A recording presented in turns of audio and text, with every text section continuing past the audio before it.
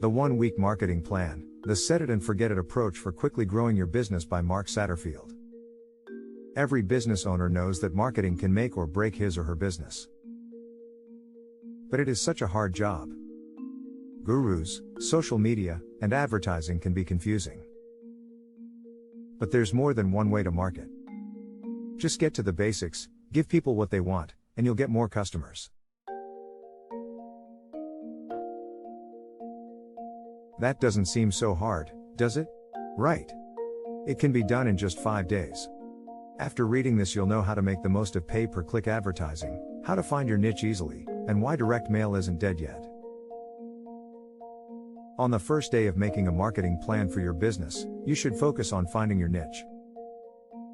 Niche marketing might seem like it limits your choices, but specializing will help you stand out from the competition. Why is it important to find a niche? First of all, it helps people see. To get new customers, you have to get their attention first. One way to do this is to focus on an area where you are an expert. By building a niche, you send a specific message to a specific group of people who have specific needs. Put yourself in the shoes of your customers. For example, let's say you're a star in Silicon Valley and you've just sold your stock options and are desperately trying to find a way to avoid getting ripped off by the IRS.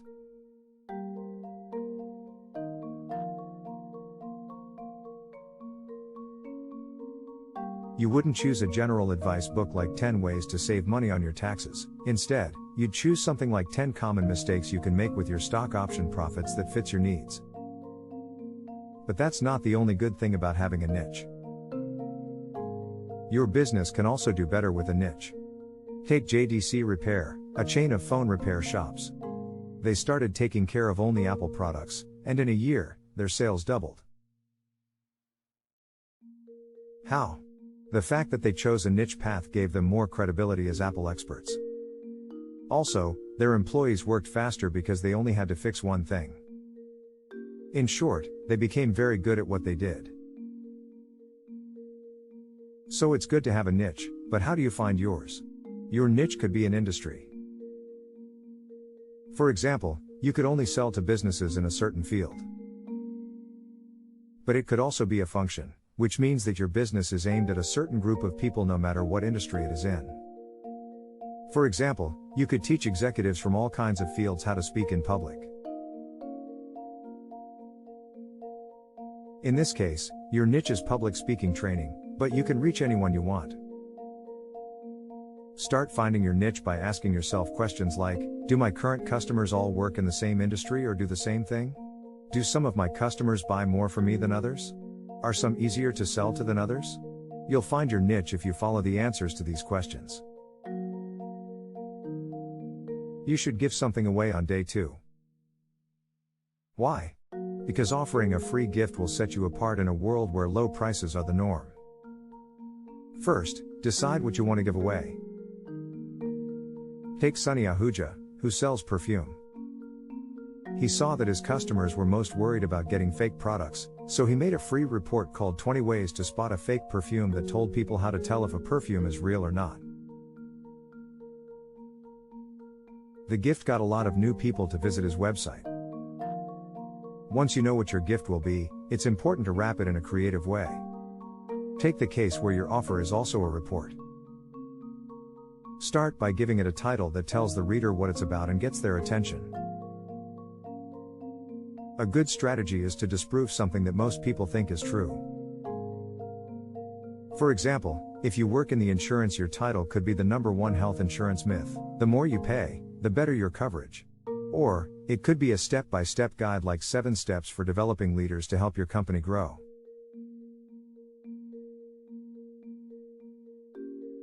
Smart packaging isn't enough, though. You'll also need to make sure that your offer makes sense. When writing a report to give away, you should start by picking a topic that will be interesting not only now but also in the future. In short, stay away from trends and old information. Instead, think about how people feel. When picking a topic, think about what your customers are most interested in or afraid of. Now that you have a plan for your idea, it's time to fill it out. You'll have to give your readers useful information that makes them want to buy from you but doesn't give away too much. Your goal is for your readers to be happy with what you've given them but still want more, and be willing to pay for it. So tell them what they should do and what they shouldn't do, but don't tell them how to do it. So you've made an offer that's free. Day 3 is all about making a website that gets people to sign up for your gift. This way, you can keep in touch with people who might buy from you. Start by making a page on your website that tells people about your free offer and gets them to sign up by giving you their contact info. How?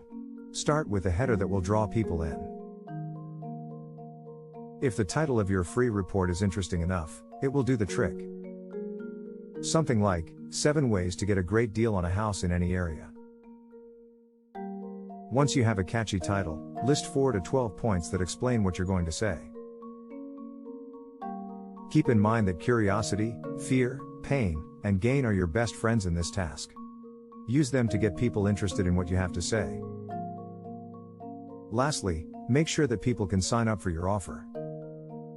If you ask for too much information, less people will sign up. Once you've started adding contacts, use day 4 to start a drip marketing campaign, which is a series of messages sent over a short time. This method will build trust and credibility among your subscribers and help them remember the name of your business. To do this, these messages should show off your skills and personality, letting people know that you are knowledgeable and fun to work with. It might seem hard to write to a large group, but there are ways to make it easy. Try writing with just one person in mind, for example. Just think of someone you know who is a lot like your ideal customer and write to that person. You can also make this process easier by using an autoresponder, which is a tool that collects the information of subscribers and sends emails at set times. For example, you could write 2 years' worth of messages and set them to send one every 10 days. Once your website is set up, spend day 5 adding advertising to your marketing system and getting new visitors and customers.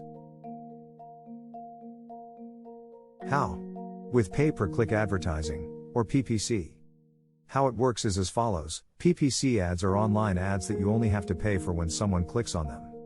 There are many sites like Bing, Facebook, and LinkedIn that offer PPC advertising deals, but Google is the best. Here's what to do first. Set up an account with Google AdWords and choose keywords for your ads. Keywords are very important because only people who use your words in their search terms will see your ads. So, put yourself in your customer's shoes when you choose your keywords. In a search box, what would they type? After you've set up your account and chosen your keywords, it's time to write your ad. Google will give your ad a quality score, which makes it easy to make it relevant.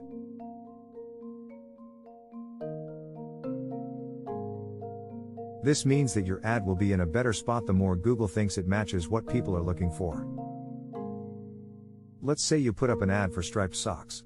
Google finds out that your ad works every time a user's search brings them to it and they click on it.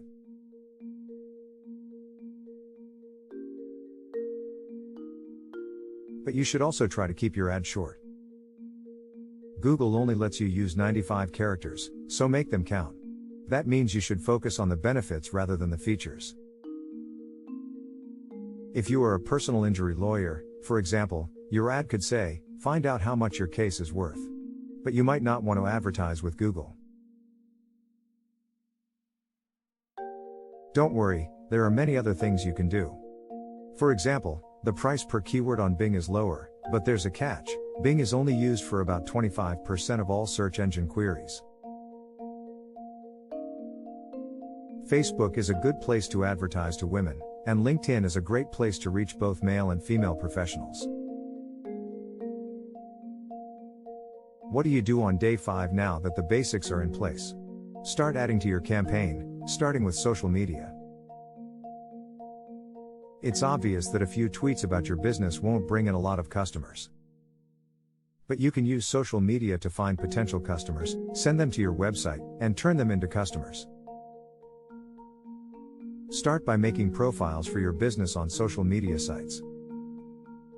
Google+, its social media platform, is once again the best option. Why? Because Google has the most reach, and because posts on Google+ are more likely to be seen than posts on any other social media site. After you set up your account, write a tagline with less than 10 words and make sure to include keywords.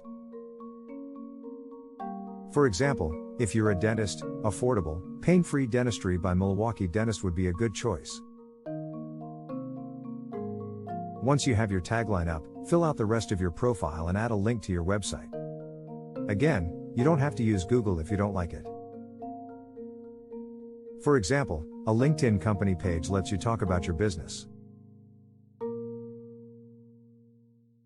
If you use Facebook's business page option, you can just put your keywords in the description of your business and wait for people to like your page and subscribe to it. And then there's Twitter, where your tweets could reach thousands of people if other people retweet them. But making your profiles is just the first step. It's also important to post often to keep your profiles interesting. This is how. It's important to use a different hook each time you post on social media. Switch between questions like which tax-saving ideas would save you a fortune? And lists like 10 most common mistakes when filling out a tax form, and tips like here are the ideas that always surprise my clients. But it can be hard to keep up with social media.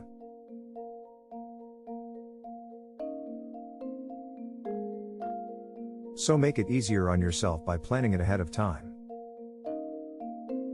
Hootsuite and other services can take care of your social media for you, but if you do it yourself, you should keep timing in mind.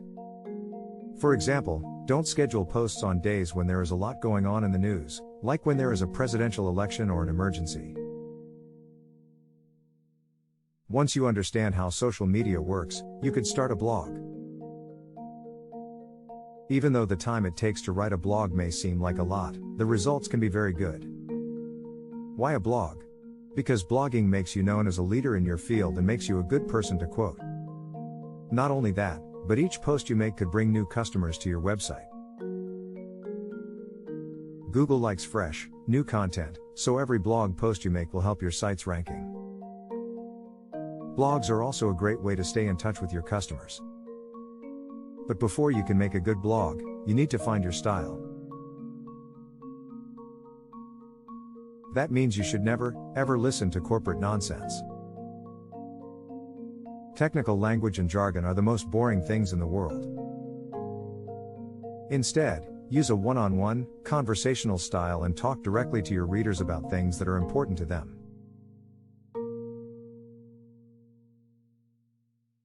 For example, a quick way to build your reputation and trustworthiness is to write about your career or your past. Keep in mind that people are more likely to remember stories than facts. You can't underestimate the power of search engines to make your blog more visible, just like you can't underestimate the power of the internet in general.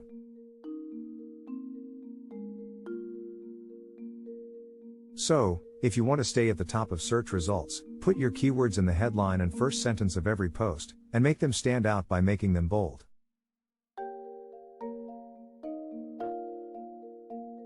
But what about the things you write about? You should choose things that your customers should do regularly. If you're a dentist, you might use your posts to remind people to floss twice a day. Or, you can bust common myths and warn people about common mistakes in posts like 10 mistakes first-time parents make. Then, you should back up your point with real-life examples and testimonials.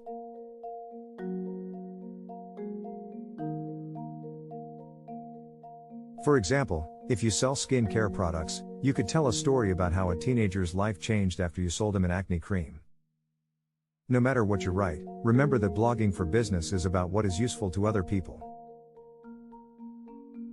Maybe you need more than just social media and blogs. You want more people to know about your free offer. You can either try to reach everyone or try to reach a specific group. How?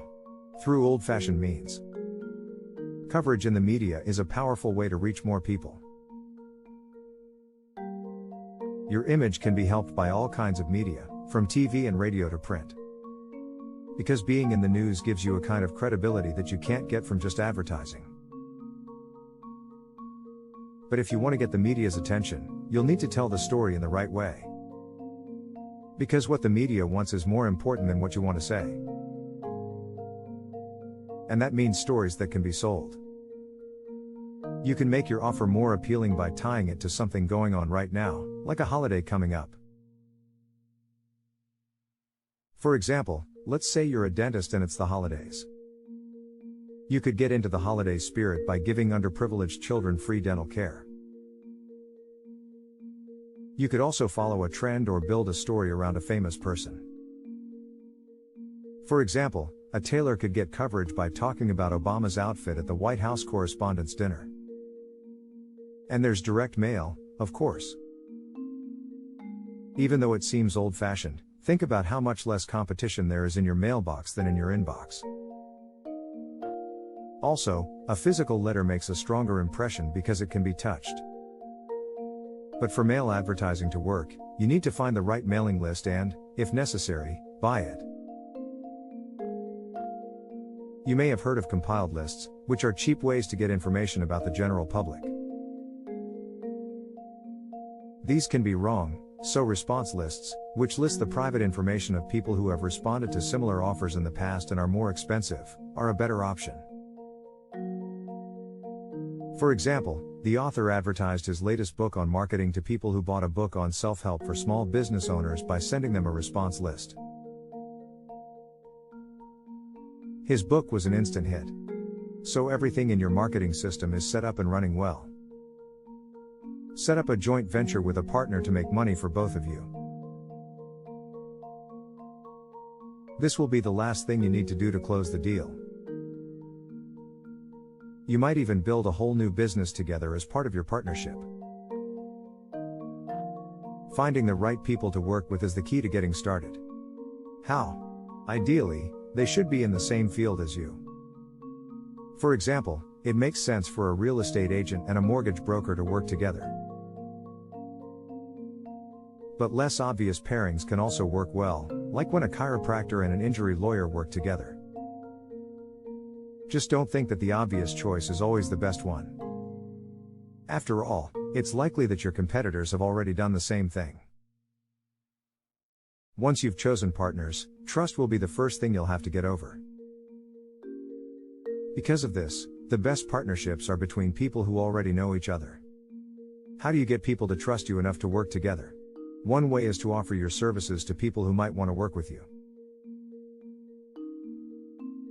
For example, you could offer to speak at one of their seminars as a guest speaker. But sometimes there will be too much competition for this kind of strategy to work. In some places, you have to pay to get in. For example, let's say you put on seminars where the most well-known dentist in California is the main speaker. If you only gave him 1% of the profits, he might wonder if it would be better for him to run his own seminar. So, if you want to make relationships that last, you'll need to set up situations where everyone wins, which means a fair split of profits. When putting your marketing plan into action, remember that it takes time and effort. You'll have to keep going for at least 6 months. But remember that converting customers will be much easier once you have a large base. Effective marketing campaigns aren't just for big businesses that have the time and money to put together complicated plans. Every business owner can make a plan that fits the needs of his or her business. The key is to focus on a dynamic system instead of investing in things that don't have anything to do with each other. Read on if you want to learn more. By Seth Godin, Permission Marketing takes on the problems and conflicts that marketers face in the digital age and gives them a good solution.